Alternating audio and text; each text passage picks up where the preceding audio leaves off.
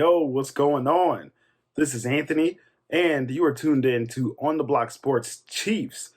Today, it's a special day. You know why? Because we're ready to see the Chiefs get back to the win column. They lost, and now we're ready to see them be victorious coming up Sunday at 12 o'clock Central Time. We got the Kansas City Chiefs traveling their first road game of the year, going to face the Jacksonville Jaguars. So we're looking at a rematch of the AFC divisional round playoff game where the Chiefs won 27-20. So I'm gonna go ahead and give you a quick little recap of last week in the season opener for the Chiefs. They lost 21-20 to the Detroit Lions, and that was the opening game day for the whole league. At home, they dropped the banner, and then they dropped everything and lost. But you also had on the other side, the Jacksonville Jaguars, they faced the Indianapolis Colts, who have not really been so good. They ended up drafting Anthony Richardson in the draft high because I think it was fourth in the draft. But because of that, they ended up getting a win for their first game of the year. And I believe it was, 31-21. And the Chiefs are currently 3.5-point favorites. So even though the Chiefs have a losing record and the Jaguars have a winning record, I think everybody is still going with the Chiefs even though they're on the road. But the Jacksonville Jaguars are no slouch. They are a tremendously talented, well-coached, talented quarterback, good pass rushing team. They have the weapons. It is a team that's on the rise. They made it to the playoffs last year, and they won in spectacular fashion. They had that 27-point comeback, if you remember, against the Chargers in the wild card round. So we will see exactly how this matchup goes. It'll be exciting, that's for sure. And you should have no shortage of offense. Now, the big storylines we had from last week coming into this week. First and foremost, Kadarius Toney and his drops. He had a little bit of a back and forth with the New York Giants. He disabled his social media account, hopped back on, disabled it again. I don't know. Either way, he's apparently it was just a fluky game, and I'm expecting him, especially if you have him on your fantasy team, he's going to probably go crazy this game. So I think he'll probably get those targets. He's supposed to be the number one wide receiver on the team, and he has the talent to do so. His hands were not cooperating last week. So we'll see how he bounces back from that game where the spotlight was on him, not just in Chiefs Kingdom, but nationally. So Travis Kelce, back at practice, he's supposed to be ready to go. If you've seen anything online, he's back in action. He's twerking on the practice field. He acted like he was hurt with the knee. He limped a little bit. Then he pulled that little, like if you've seen the soccer player do it, that's exactly what Travis Kelce did. And his twerking skills are actually, I don't want to get in that. I don't know. Pause. Anyways, Chris Jones, he's also going to be back. He's supposed to be playing. He signed his one-year deal. Whether it was good, whether it was not, that's neither here nor there. We're going to have him back in action. So I don't think either of them will be on the full amount of reps. The Chiefs will probably keep them on a pitch count, so that way they'll be available at the end of the game. However, it'll be exciting to have the two superstars, other than Patrick Mahomes, your two best players on the team, those players who were voted by the NFL top 100, top 10. So I'm excited to see this, and I know all of you Chiefs fans are as well. So Kadarius Toney, he's going to have a rebound game. Travis Kelce, back in action. Chris Jones, back in action. We're excited to see that, and I think it'll play a huge role in this game here. Now, let's focus a little bit on the Jacksonville Jaguars because they are a good team. I'm going to give you 4 players on their offense, 4 players on their defense that I think Chiefs fans, you got to recognize a little bit. For the offense for the Jacksonville Jaguars, they had Trevor Lawrence make it to the Pro Bowl last year. He was a replacement, but he still made it to the Pro Bowl. You know, just about everybody makes it to the Pro Bowl these days. They also have newly acquired Calvin Ridley, who got his season off to a nice start. He had 8 catches for 101 yards on 11 targets and a touchdown last week against the Colts. So he's somebody who has the talent to be a number one wide receiver. He's definitely the focal point in their aerial assault. Evan Ingram, their tight end, he's really good. We know the Chiefs, they kind of let the other team's tight ends do what they want sometimes. He was 5 for 5 for 49 yards last week, and I think he'll also do a little bit of damage against the Chiefs this week. Travis Etienne, he's their running back. He's dual threat. He can run the ball and he can catch the ball out of the backfield. 18 rushes for 77 yards last week with a touchdown. He also had 5 receptions on 5 targets. So he only had 27 yards, but he's somebody who is a threat out of the backfield, not just to run the ball, but to be a receiver. Now you're going to look at some of the defenders for the Jaguars. Josh Allen, their edge rusher. He plays defensive end, whatever you want to call that, outside linebacker, defensive end. He went ham last week. 10 tackles total, 3 sacks. So he's somebody who can definitely mix in a nice combination of speed and power, and we'll see exactly how his old friend, Jawan Taylor, handles that. You know, Jawan Taylor and Josh Allen, they were drafted both in 2019 to the Jacksonville Jaguars. They've had a lot of time together. I'm sure they know a little bit about each other's game that most people in the NFL do not. So we'll see exactly how that plays out this game. I'm going to be looking at that matchup the whole time. We'll see if Josh Allen will be rushing off the left side, or rather the right side of the offensive line, where Jawan Taylor will be at, because he's a right tackle, obviously. The middle linebacker, I don't know how to say his name. Bear with me, you all. But he's led the NFL in tackles last year, right ahead of Nick Bolton. Oluokun. We're going to say middle linebacker. His last name is Oluokun. He had 13 tackles last week, so he's going to be looking for his 4th straight year at making 100-plus total tackles. He'll be around the ball at all times. Trayvon Walker, the number 1 pick last year, the defensive end, he had 6 tackles and a sack last week against the Colts. Tyson Campbell, the cornerback, he's had a forced fumble and an interception. He's just gotten better each year. He's going into his 3rd season, I believe. So the Chiefs, they're going to need to be wary of these players, especially whenever you're looking at who you want to stay away from and who you want to game plan against.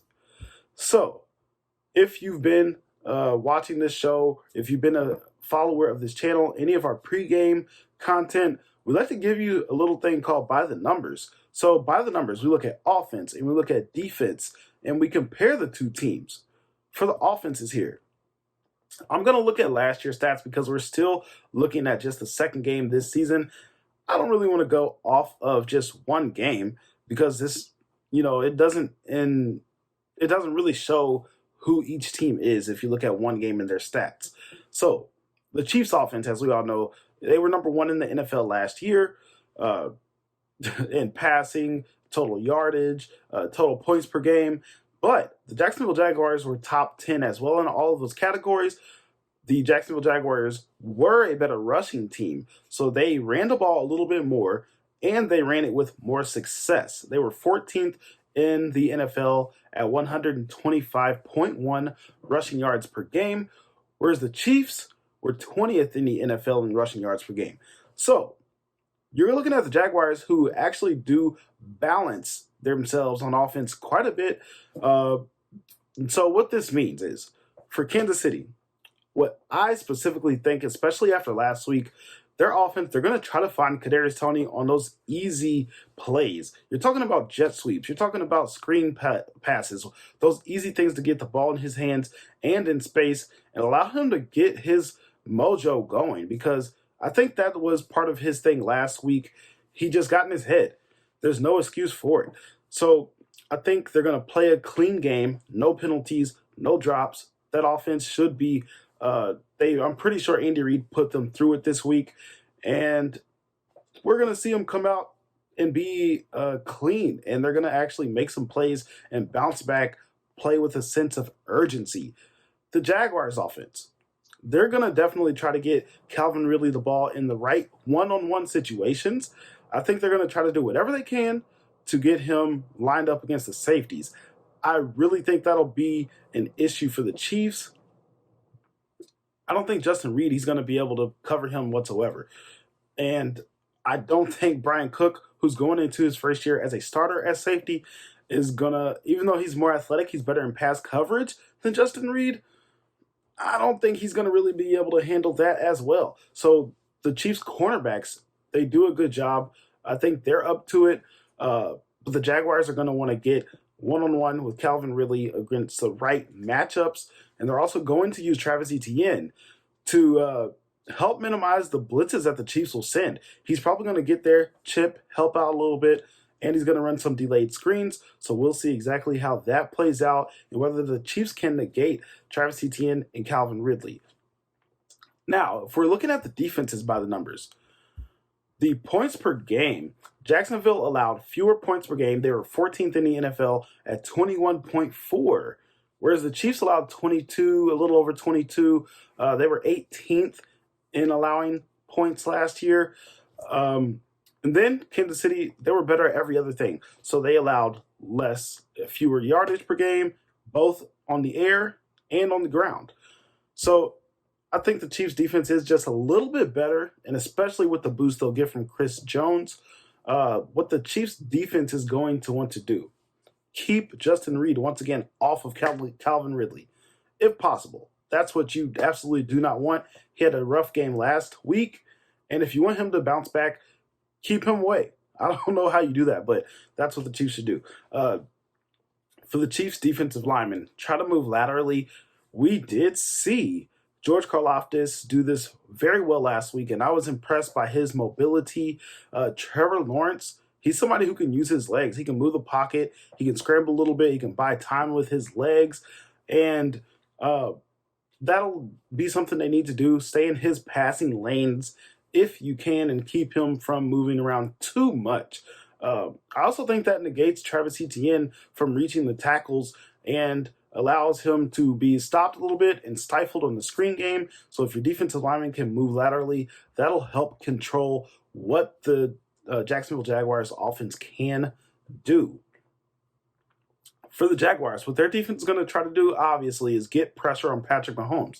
We did mention beforehand, you got Josh Allen, who had 3 sacks last week in the season opener for the Jaguars. I think that's their only shot to control or even to slow down the Chiefs' offense, who's had 10 days to game plan. And especially because they shot themselves in the foot a lot last game, they're going to be trying to fine-tune every single thing and hit every single thing rolling this week.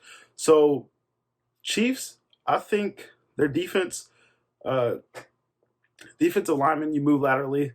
Make sure you get the right matchup on Calvin Ridley. Negate Travis Etienne a little bit. And then for the Jaguars, get pressure on Patrick Mahomes. That's the name of the game. So let's go ahead and move this to my prediction phase of the show. This is a little bit quicker of a show, you guys, so I appreciate you joining. And let's move it on just a little bit. The X factors for the Chiefs. As I mentioned before, Kadarius Toney, he's going to have a bounce-back game, in my opinion. And I think he's going to make everybody forget about the first week. Especially if he was known for, I've heard Antonio Brown. I've heard everybody, if you want to name it, whoever it was on TV, on YouTube, on podcasts, they were talking bad about Kadarius Toney. He's going to be that dude coming up after this week. And another thing, Trent McDuffie, he had a very encouraging game last week. He is flying to the ball, making very sound tackles. He didn't give up any big pass plays. I think he's finally healthy.